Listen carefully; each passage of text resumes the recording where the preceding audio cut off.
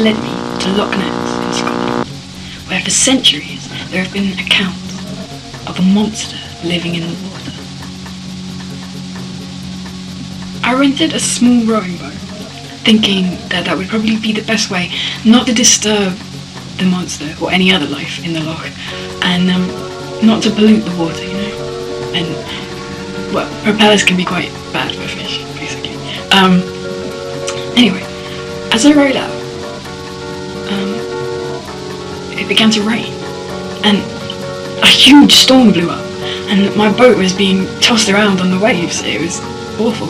And a huge wave crashed down. Something pushed up against the boat, and it capsized and threw me into the water. I was pulled down underneath the water. I had no idea which way was up. It was dark and murky. It was horrible. And I realised there was something in the water with me. Something with a huge body and a long tail and flippers and a long neck with a small head. But I couldn't look at it properly because I was drowning and confused.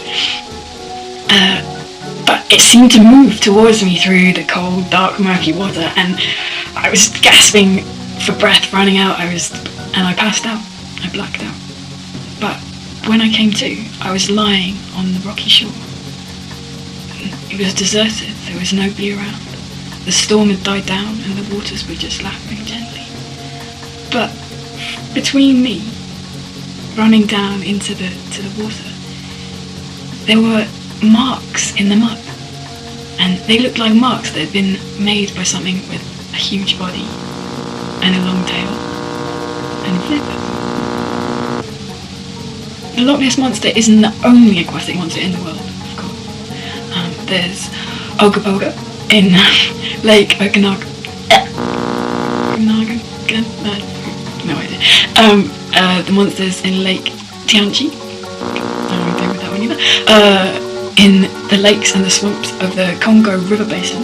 And there are stories even of tunnels running underneath many of these lakes and in between them, where the monsters can hide if people get too enthusiastic about hunting them, or if they're polluting the water in the lake too much, or littering, or just generally being noisy pains that humans are, really. Yeah, the monsters can certainly keep well hidden. But they're there.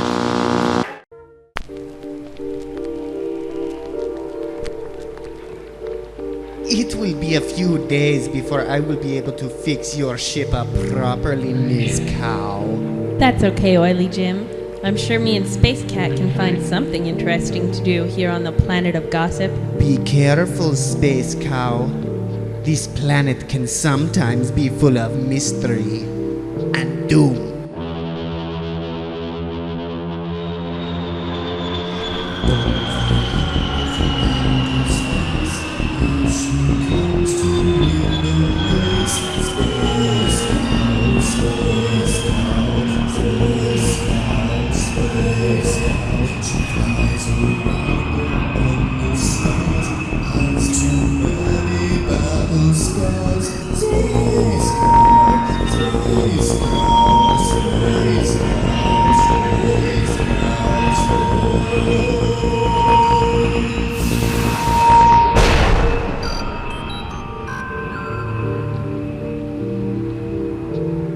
So, Space Cat, shall we take a walk and see if there is anything going on in this town?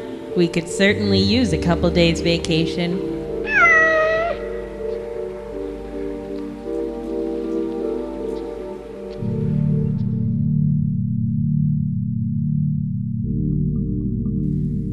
I wonder what Oily Jim meant when he said this planet was full of mystery and doom. Oh well.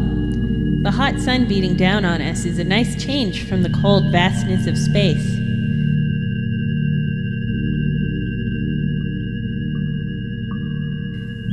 Look, Space Cat, there seems to be a tent over there. Let's go check it out.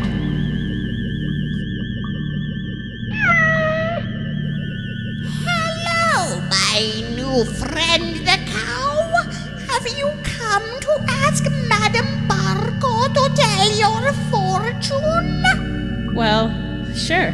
Sounds good for a laugh.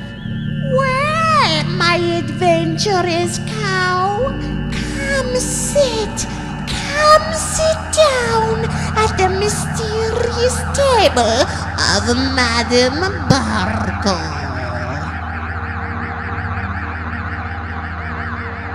Wow, that's pretty impressive. Space cow, space cow, I see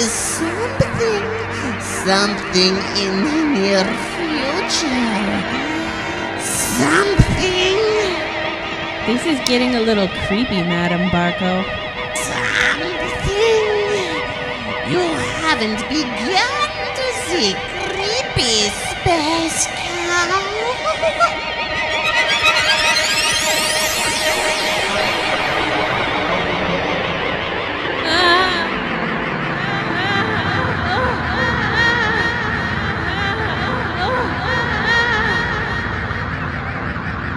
With space cow gone, the world can be mine.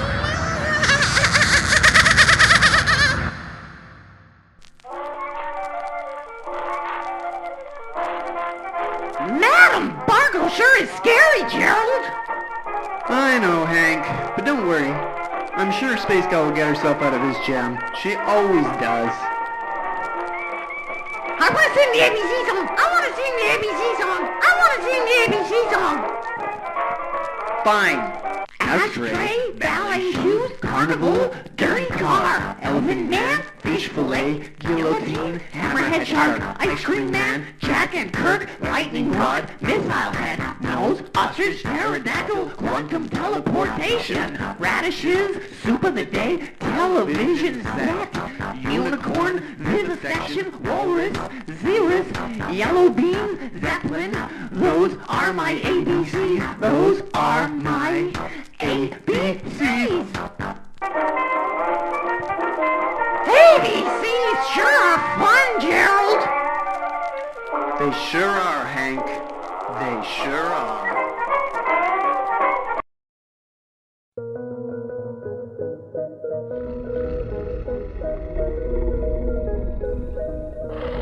Where am I? This doesn't seem real. But it must be.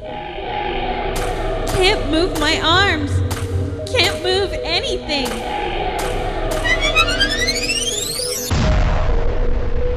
You will never escape the dimension of Volmisiad. You are my prisoner forever.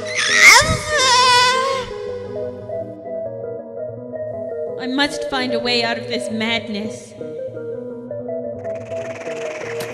I should be dead, and the pain is unbelievable. But I keep living. What is going on?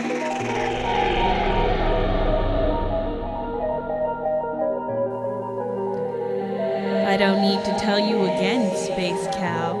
You will never be able to use your head again.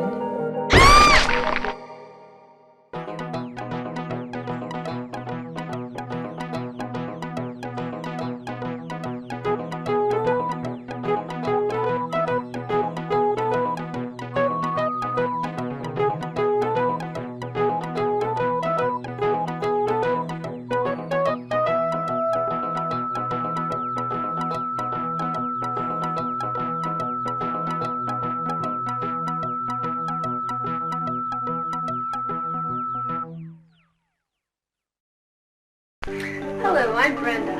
If you're like me, and you probably are, you have very little time in the lunch hour to make a hot meal for your little ones. With everything going on in the world, people often forget that lunch is the second meal of the day.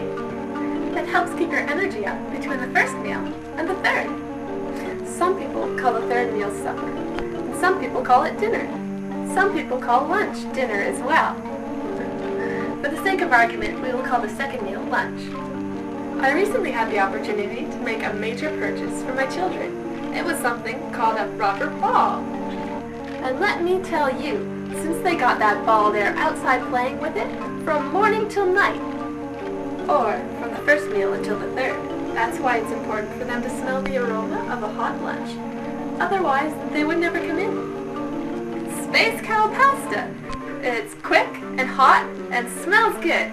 For today's modern woman.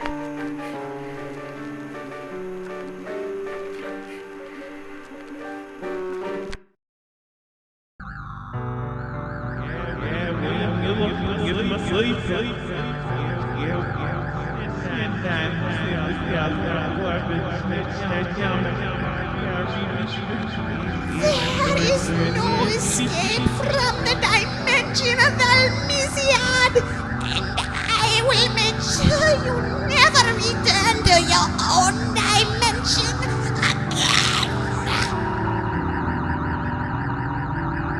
She keeps saying there's no escape. Could she be right? Am I destined to live out my life in this madness? Wait. I feel something pulling me away. Stop her, you fools! Don't let her escape! I have no control of this, but it seems neither does Madame Barco. What could be causing this change of events?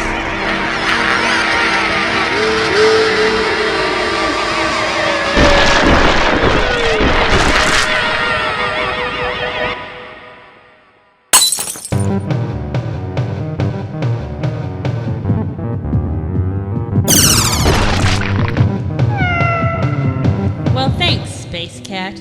Without your quick thinking, I would have been in Crazyland forever. Perhaps I will tell you what happened one day, but right now, I am really craving a big piece of scorpion pie.